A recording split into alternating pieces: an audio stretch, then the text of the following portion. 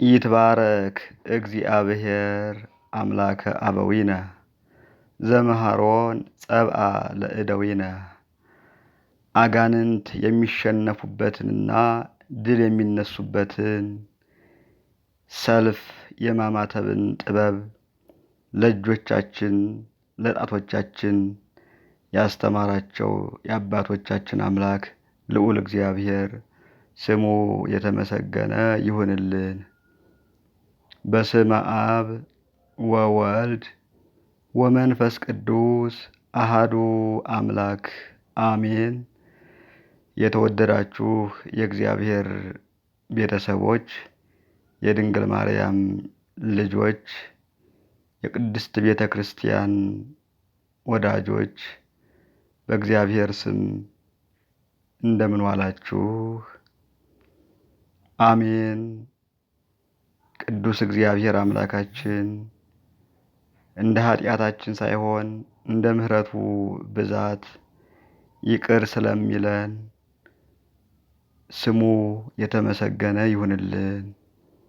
አምላክን የወለደችልን የባህሪያችን መመኪያ የመዳናችን ምስጢር ንጽሕተ ንጹሐን ድንግል ማርያም ቅድስተ ቅዱሳን ስሟ የተመሰገነ ይሁንልን። እግዚአብሔርን በግብር የመሰሉት በእግር የተከተሉት ምድራውያን ቅዱሳን ዘወትር ሳይታክቱ የሚያመሰግኑት ሰማያውያን ቅዱሳን መላእክት ወዳጆቻችን በዕለተ ዓርብ በቀራንዮ አደባባይ ክርስቶስን ተሸክሞ ሥጋው የተቆረሰበት ደሙ የፈሰሰበት ቅዱስ መስቀሉ ሁላቸውም እግዚአብሔር ያከበራቸው ሁሉ የከበሩ የተመሰገኑ ይሁኑልን። እግዚአብሔር እንደወደደ እንደፈቀደ እግዚአብሔር ያስተምረናል፣ እግዚአብሔር ይመክረናል። ማስተዋያ እዝነ ልቡና እግዚአብሔር ያድለን ለሁላችንም። ተዘከረነ እግዚኦ በውስተ መንግሥትከ። በዚህ ርዕስ እግዚአብሔር ያስተምረናል። ተዘከረነ እግዚኦ በውስተ መንግሥትከ፣ አቤቱ በመንግሥትህ አስበን ይላል።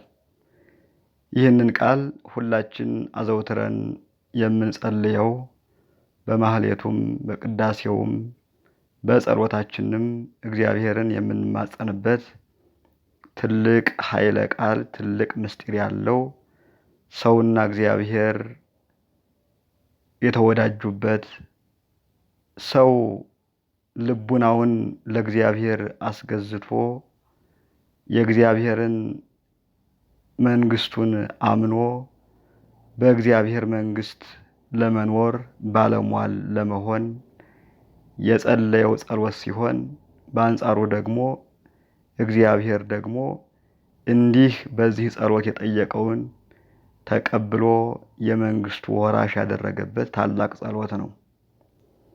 አሁን የምንገኝበት ጊዜ አብይ ጾም ነው።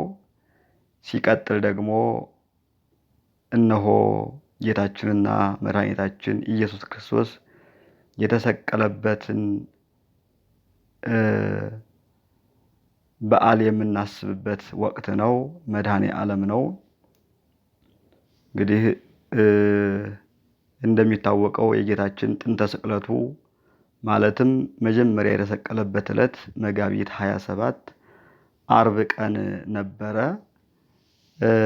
ጊዜውን ስንቆጥረው ጌታችን ከተወለደ ዛሬ እስካለንበት ጊዜ ድረስ 2017 ዓመቱ ነው። ከተወለደ 2017 ዓመቱ ነው።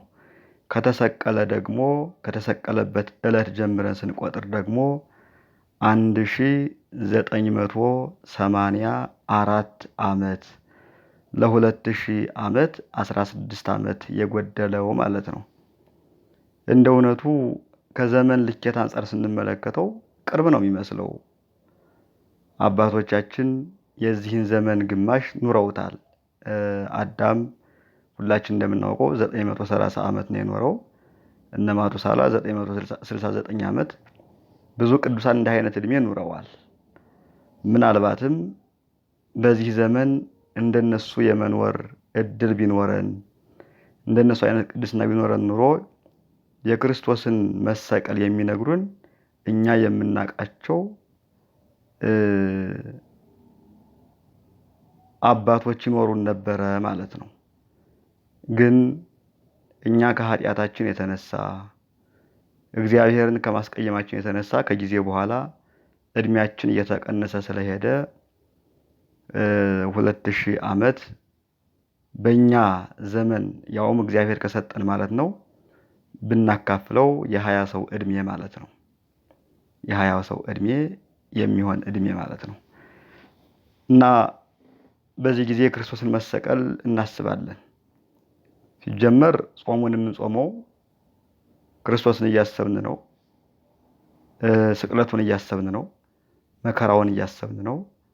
ቢቻለን እኛም እንባ እያፈሰስን እያለቀስን መጽሐፍቱን እያነበብን ጌታዬ ሆይ ለኔ ብለህ የማይገባህን መከራ እንዲህ ተቀበልህ እያልን ክርስቶስን በየቀኑ የምንጠይቅበት፣ የምናነባበት፣ የምናለቅስበት ወቅት ነው። ይልቁንም ደግሞ መጋቢት 27 ስንደርስ ደግሞ በተለየ እናስበዋለን ማለት ነው። የሰው ልጅ ወድቆበት የነበረው የዘመን ጊዜ እርዝመቱ ይታወቃል። ለ5500 ዘመን ነፍሱ በሲኦል ስጋው ደግሞ በመቃብር በዲያብሎስ ቁራኝነት ተይዞ ነበር የሚኖረው።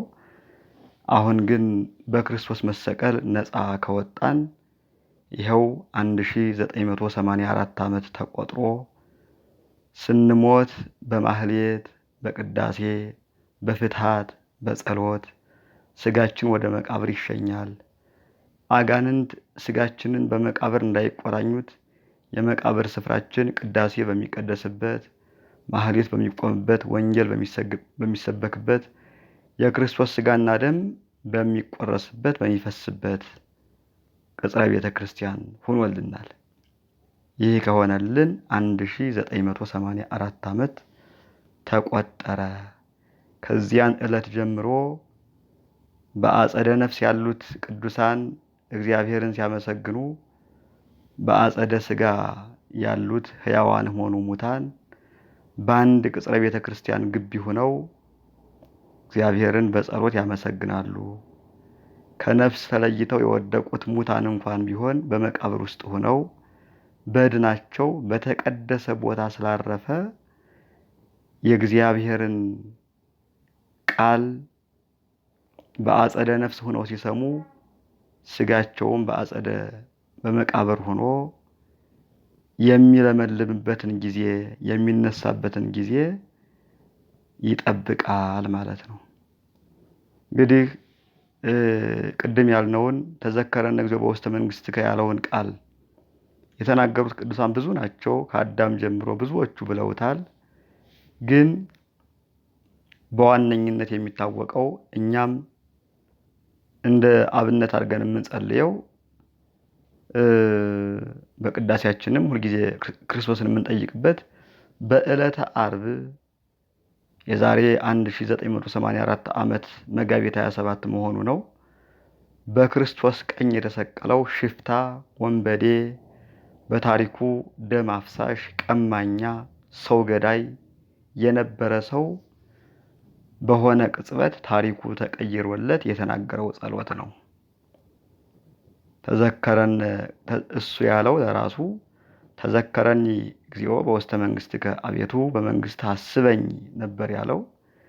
የሱ ጸሎት ለሁላችን የሚጠቅም ስለሆነ የሱ ጸሎት የኛንም ጉዳይ የሚያሳስብ ስለሆነ የሱ ጸሎት እኛ አምላካችን ወደምንለው ወደ እግዚአብሔር ስለሆነ የሱ ጸሎት እኛ የምንናፍቀውን የእግዚአብሔርን መንግስት መውረስ ስለሆነ እኛም ከሱ ተቀብለን በየቀኑ እየጸለይነው እንገኛለን። በዜማ፣ በቅዳሴ፣ በማህሌት፣ በመቁጠሪያ ደግሞ በጸሎት ተዘከረነ እግዚኦ በውስተ መንግሥትከ እያልን ስንጸልየው ጊዜያት አልፈዋን ተቆጥረዋን ዘመናት እየሄዱ ከዛሬ ደርሰናል። ይህን ያደረገ እግዚአብሔር አምላካችን ስሙ የተመሰገነ ይሁንልን። ይህ ሰውዬ ታሪኩ እንደሚታወቀው ቀደም ብሎ ሽፍታ የነበረ ሰው ነው። በታሪኩ የተበላሸ ታሪክ የነበረው ቀማኛ የነበረ ሰው ነው። ከሚበላው አጉርሶ አያውቅም፣ ከሚጠጣው አጠጥቶ አያውቅም፣ ከሚለብሰው ለታረዘ ሰጥቶ አያውቅም።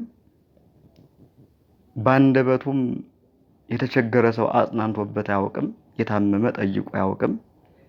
የሚኖረው በረሃ ነው። በበረሃ የሚያልፈውን ነጋዴ፣ ገበሬ ሲያስጨንቅ የነበረ ሽፍታ መሆኑ ታሪኩ ይታወቃል። በዚህ መሰረት እመቤታችን ንጽሕተ ንጹሐን ቅድስተ ቅዱሳን ድንግል ማርያም ክርስቶስን ወልዳ በሄሮድስ ጭካኔ አማካኝነት ሀገሯን ለቃ በግብፅ በረሃ ስትንከራተት ይህንኑ ሽፍታ አግኝታው ነበረ። ሽፍታው እሱ ብቻ አይደለም፣ ሌላም ጓደኛ አለው። ዳክርስ ይባላል። የዚህኛው ስም ጥጦስ ነው የሚባለው፣ የዚያኛው ስም ዳክርስ ይባላል። ኋላ ግን የቀኝና የግራ ሽፍታ ሆኖ ተሰቅለዋል።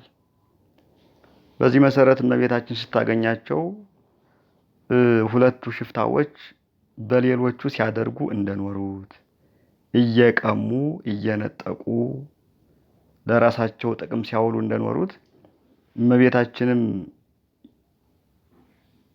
ልጇን ይዛ ከዮሴፍና ከሰሎሜ ጋር በግብፅ በረሃ ሲያገኟት ያላትን ነገር ለመቀማት ቀርበዋታል። በመሆኑም ሄደው ሰብአ ሰገል የገበሩለትን የወርቅ ጫማ ልብሶቹን ጭምር ከልጇ ቀምተው ወስደውባታል። ሆኖም ግን ቀምተው ከወሰዱ በኋላ የሽፍታዎቹ ታሪክ እንደሚያስረዳው ሽፍታዎቹ የሚቀሙትን ገንዘብ በተራ በተራ ነው የሚከፋፈሉት።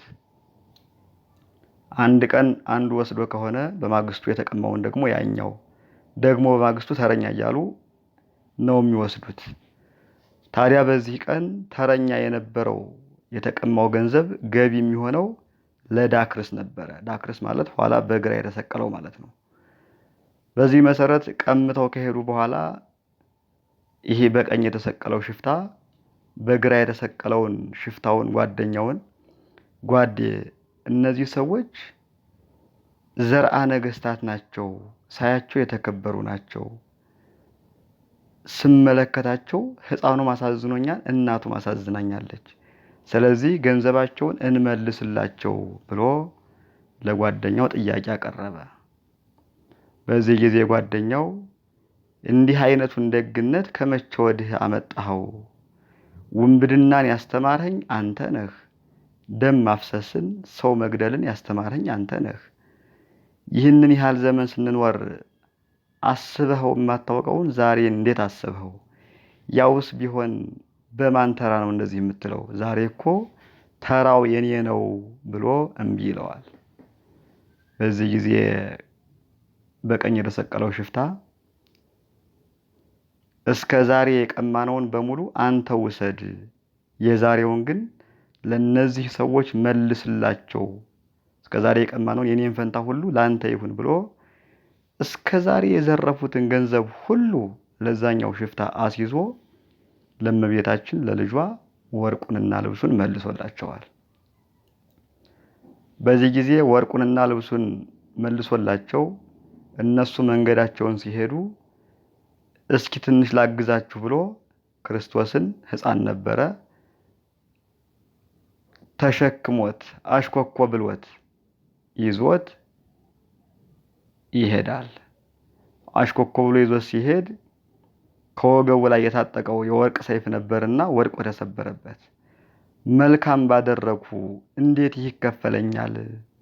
መልካም ስራ በሰራሁ በጎ ባደረግሁ ለምን ይህ ይከፈለኛል ብሎ ሲያዝን ጌታችንና መድኃኒታችን ኢየሱስ ክርስቶስ የተሰበረብህን ሰይፍህን ሰብስበው ብሎት ጎንበስ ብሎ የተሰበረውን ሰይፉን ሲሰበስበው ተመልሶ እንደ ቀድሞ ሆኖለታል።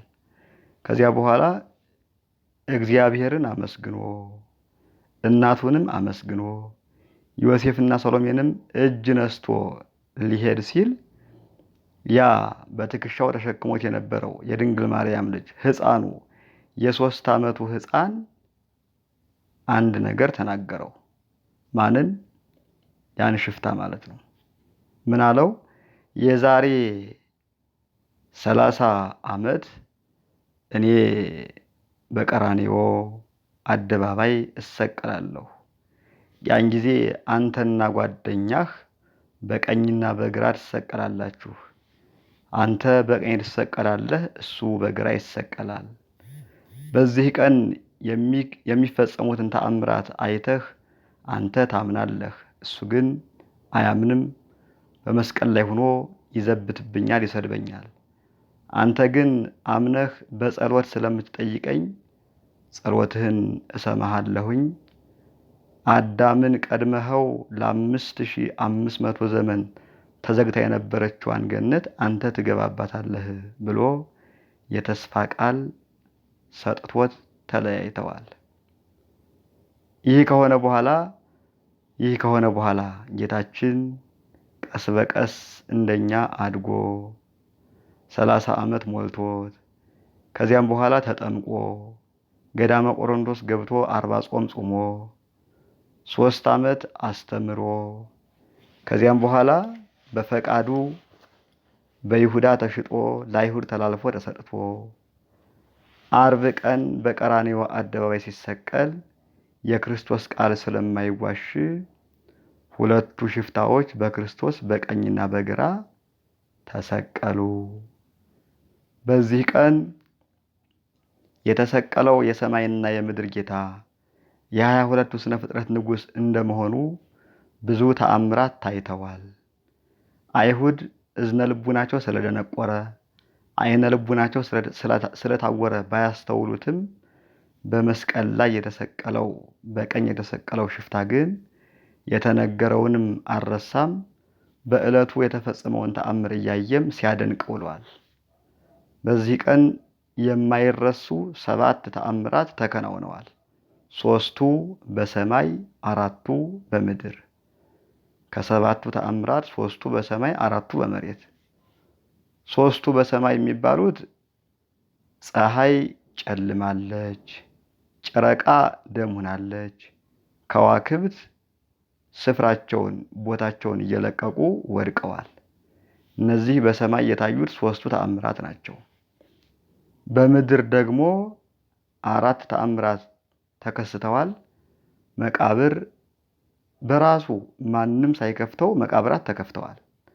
መቃብራት ከተከፈቱ በኋላ ደግሞ ሙታን ተነስተዋል፣ 2 ማለት ነው። 3ኛው ደግሞ አለታት ተሰነጣጥቀዋል። በቀራንዮ ዙሪያ የነበሩ አለታት ተሰነጣጥቀዋል።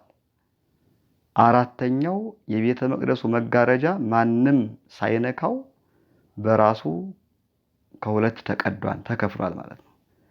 እነዚህን ተአምራት በክርስቶስ ቀኝ ሆኖ ሲያስተውል የነበረው ሽፍታ ምን አለ? ተዘከረኒ እግዚኦ ውስተ መንግሥትከ አለ። አቤቱ በመንግስትህ አስበኝ አለ። የሚገርማችሁ በዚህ ጊዜ በግራ የተሰቀለው ሽፍታ መስቀል ላይ ሆኖ እንኳን መማር አቅቶት ያሾፍበት ነበር በክርስቶስ። እንዴት ይህንን እንደኛ ተራ ሆኖ የተሰቀለ ሰው በመንግስት አስበኝ ትለዋለህ እያለ በጓደኛው ላይ ያሾፍበት ነበረ። ክርስቶስንም ይሳደብ ነበረ። እስቲ ጌታ ከሆንህ አንተም ከመስቀል ውረድ እኛንም አድነን እያለ በመስቀል ላይ ሆኖ ክርስቶስን ይሳደብ ነበረ። በአንጻሩ ይሄኛው ሰውዬ ይሄኛው ሽፍታ በቀኝ ሆኖ ኧረ ተው ጓደኛዬ፣ ወንድሜ እኛ ብንሰቀል ብንገረፍ ባጠፋነው ጥፋት በፈጸምነው በደል በኃጢአታችን ነው። እሱ ያላበሳው ምን አደረገና ነው? ዓለምን ሊያድን ከሰማየ ሰማያት ወረደ፣ ከድንግል ማርያም ተወለደ። ከዚያ በስተቀር ተፈልጎ የሚገኝበት የኃጢአት አይነት የለም። እናም አትሳደብ ሲለው ነበር የዋለው። ማስተዋል አቅቶት ክርስቶስን አንድም በጸሎት ሳይጠይቀው ሞቶ መቃብር ወረደ። በአንጻሩ ይሄኛው ሽፍታ እንዳልኳችሁ በቀኝ ሆኖ ክርስቶስን ተዘከረን እግዚኦ በውስተ መንግሥትከ። እንደውም ሊቁ ቅዱስ ያሬድ ጠይቆት ነበረ። ቅዱስ ያሬድ እንደምናውቀው ሁላችንም የተነሳው ይህ ሽፍታም ክርስቶስም ከተሰቀሉ ከ500 ዓመታት በኋላ ነው የተነሳው። ግን ጠይቆት ነበረ። እንግዲህ ቅዱስ ያሬድ እንደምናውቀው ምድራዊ ሲሆን ሰማያዊ ነው፣ ስጋ የለበሰ ሲሆን መልአክ ነው። ምናልባትም ይህን ጥያቄ የጠየቀው ወይ ዜማውን ሲገልጽለት ክርስቶስ ወደ ሰማይ ተነጥቆ ሳለ ይሆናል፣ ወይ ደግሞ ወደ መሬት ከወረደም በኋላም ቅዱስ ያሬድ ሊቁ አኗኗሩ እንደ መልአክ ስለሆነ ይሆናል ጠይቆት ነበረ። ጥያቄው ምን ነበረ? እሱ በዜማ ነው በአራራይ ዜማ ነው ያንቆረቆረው። ፈያታዊ ዘየማን መኑ መሐረከ ወመኑ ነገረከ ታይምር ዘንተ ብሎ ጠይቆት ነበረ። አንተ በቀኝ የተሰቀልህ ሽፍታ ወንጌል አልተተረጎመልህ። ክርስቶስ ወንጌል ሲያስተምር ከእግሩ ቁጭ ብለህ አልተማርህ። ኦሪትን ብሉይ ኪዳንን አልተማርህ። በሕይወትህ መምህር ኑሮህ አያውቅም። ባጠገብህ የሚያልፈውን ሁሉ ገዳይ ቀማኛ ነህ። ማን አስተማረህና ነው ይህንን አውቀህ ተዘከረኒ እግዚኦ በውስተ መንግሥትከ ለማለት የበቃህ ብሎ ያሬድ ጠይቆት ነበር ሊቁ። ፈያታዊ ዘየማን ያሽፍታ በአጸደ ነፍስ ሆኖ ለቅዱስ ያሬድ መልሶለታል። ነቢያተ ኢሃተትኩ ወሐዋርያተ ኢተርወኩ አላ ፀሐይ ቀጸበተኒ ሶበርኢኩ አመንኩ ኃይለ መስቀሉ መድኃኒተ ኮነኒ ብሎ መልሶለታል። አዎ ሊቁ ኢትዮጵያዊው ቅዱስ ያሬድ እውነትህን ነው። ብሉይ ኪዳንን አልተማርሁም፣ ሐዲስ ኪዳንን አልተማርሁም፣ አልተመሰጠረልኝም። ነገር ግን በጌታዬ በክርስቶስ ቀኝ ተሰቅዬ 7ቱ ተአምራት ሲከናወኑ ይልቁንም ከሁሉም በላይ ፀሐይ ስትጨልም አይቼ ይህማ የፀሐይ ጌታ አብርሃም አምላከ ፀሐይ ተናበበን ያለው የፀሐይ አምላክ ሳይሆን አይቀርም ብዬ አመንሁና ዳንሁ ብሎ ለቅዱስ ያሬድ በአጸደ ነፍስ በገነት ሆኖ ሽፍታው ጥጦስ ለቅዱስ ያሬድ መልሶለታል። እንግዲህ ከዚያ ቀን ጀምሮ ሁላችንም እግዚአብሔርን በዚህ ጸሎት እየጠየቅነው እንገኛለን። እንደውም የእኛ ሊቃውንት ጨምረውበት በከመ ተዘከርኮ ለፈያታዊ ዘየማን፣ ፈያታዊ ዘየማንን ይቅር እንዳልከው፣ እሱን እንዳሰብከው፣ እሱን በመንግስትህ እንዳቆምኸው እኛንም አስበን ብለው አባቶቻችን የኢትዮጵያ ሊቃውንት ጨምረውበት ዛሬ አዘውትረን እንጸልየዋለን ማለት ነው። እግዚአብሔር አምላካችን በመንግስቱ ያስበን። ምድራዊ መንግስት ኃላፊ ነው፣ ጠፊ ነው። ማንም በማንም ላይ ነግሶ ዓለማትን ሀገራትን ቢገዛ ነገር ግን ይህ ሁሉ ኃላፊ ነው። የማያልፈው መራጭ የማይፈልገው የጊዜ ገደብ የሌለው ስልጣን ሹመት ሁሉም በእኩል የሚተዳደርበት ሰው በቋንቋው በዘሩ የማይመረጥበት ሁሉም በእኩል በእግዚአብሔር ዓይን ፍርድ የሚያገኝበት መንግስት የክርስቶስ መንግስት ነውና እግዚአብሔር አምላካችን በቸርነቱ ይህንን መንግስት ለመውረስ ያብቃን። የክርስቶስን ስቅለት እያሰብን የተቀበለውን መከራ በህሊናችን እየዘከርን ጾሙን በሰላም እንድንፈጽመው የእግዚአብሔር አምላካችን ቸርነቱ አይለየን። የድንግል ማርያም አማላጅነት በቀራንዮ ያለቀሰችው እንባ ቅድስተ ቅዱሳን የቀራንዮዋ ሐዘንተኛ የቃናዋ ሰርገኛ ብለን የምንለምናት ድንግል ማርያም በረከቷ አይለየን። ስላስተማረን ስለመከረን ቅዱስ እግዚአብሔር አምላካችን ስሙ የተመሰገነ ይሁንልን። ይቆየን።